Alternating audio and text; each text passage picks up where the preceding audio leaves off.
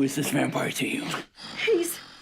He's your king. It was really interesting shooting that scene. In the script, it's described as a big knockout, drag out, and everything in the house gets smashed. And, it's really, a major thing, especially because they're both very powerful vampires. Eric especially, so old. These two vampires who would destroy the walls. I mean, everything would truly come down if they really had a fight, are in this sequence, but you can't wreck anything. Every single piece of furniture on the set is a one-of-a-kind piece because, of course, these are all found in, salvage yards to look like they come from that part of the world. It was challenging, and we really had to think about, first of all, the fight de-escalated from where we maybe pictured it originally. And then there was a decision that was made that, in fact, it wasn't so much about the fight. The fight wasn't that important in terms of the enjoyment of the show and the narrative significance of things. And it really became more about, the feelings and the emotions of it. If you ever loved me, you won't hurt him. In this episode, a lot of people are channeling other people. It's always nice when there's a big contrast between the characters as we know them, and then once they get inhabited by some other persona, they become something completely different. So for the actors, it's a great opportunity. They get to show two completely different things. This was one of the most fun things in the episode for me, I think, was Sam Trammell channeling Tommy. It was interesting beforehand in our discussions about how he was going to do that exactly, because we weren't going to do anything physical to make that happen. It all had to be internal. Hey, Jimmy! Table 8's got no setups. Come on, this ain't rocket science.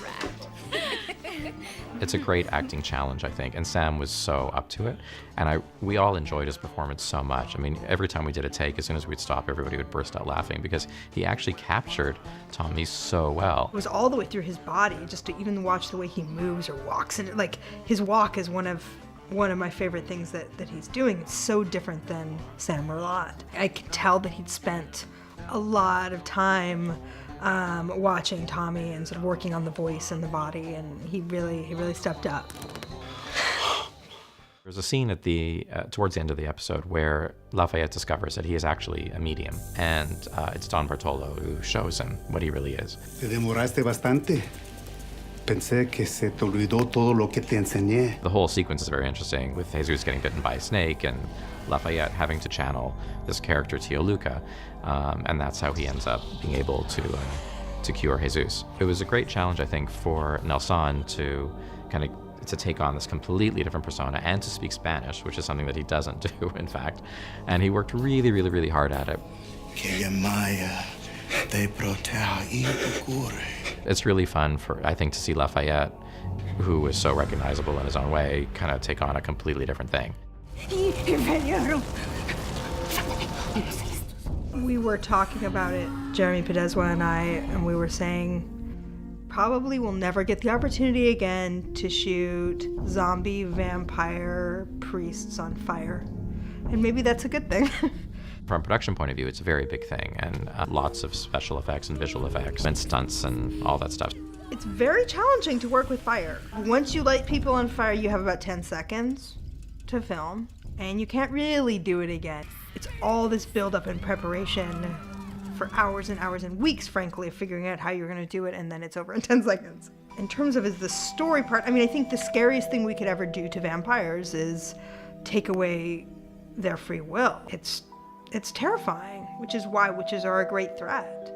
They may look like middle-aged women with beaded curtains and, a lot of incense, but they're deadly. For Marnie, this sort of meek woman who's kind of, uncomfortable, deeply uncomfortable in her own skin and with her own purpose in the world, and suddenly she's embodied by this great force. It's, for that character, it's everything she's ever hoped or dreamed of, and I think Fiona's bringing that to the part. Fiona Shaw is just such an amazing actress.